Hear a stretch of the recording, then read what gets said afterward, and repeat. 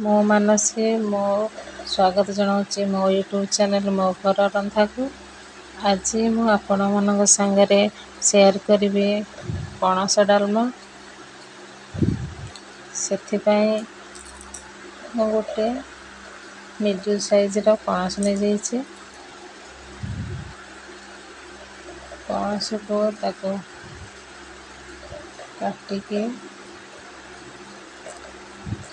କାଟିକି ଛୋଟ ଛୋଟ ପିସ୍ କରି ରଖିଦେଇଛି। ଆଉ ଡାଲମାରେ ଦେଉଥିବା ପରିବା ଗାଜର, ଖମ୍ବ ଆଳୁ, ବିନ୍ସ,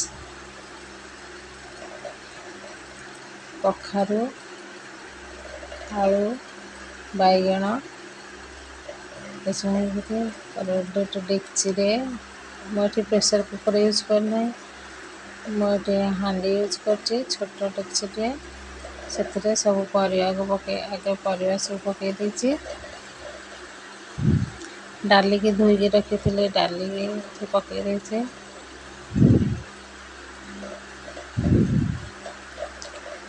ତାପରେ ଲୁଣ, ହଳଦୀ, ଲୁଣ ସ୍ୱାଦ ଅନୁସାରେ ଲୁଣ, ତାପରେ ପଣସ ପକାଇ ଦେଇଛି।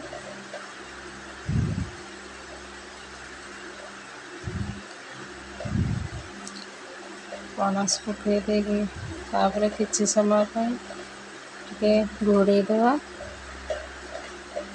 ତାପରେ ଟିକେ ଫୁଟି ଆସିଲା ପରେ ଅଦା ରସୁଣର ଛେଚା ଦେଇଛି। ଏବେ ଡାଲି ହେଇସାରିଲାଣି।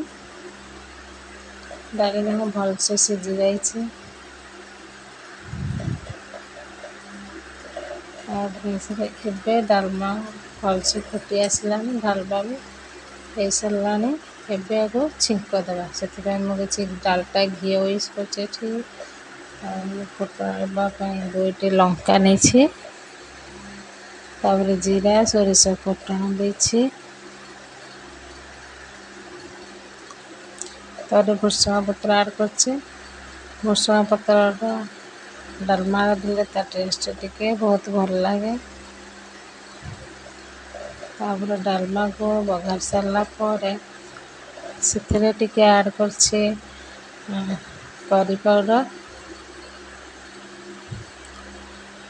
କରି ପାଉଡ଼ର୍ ପକାଇ ସାରିଲା ପରେ ଟିକେ ଗରମ ମସଲା,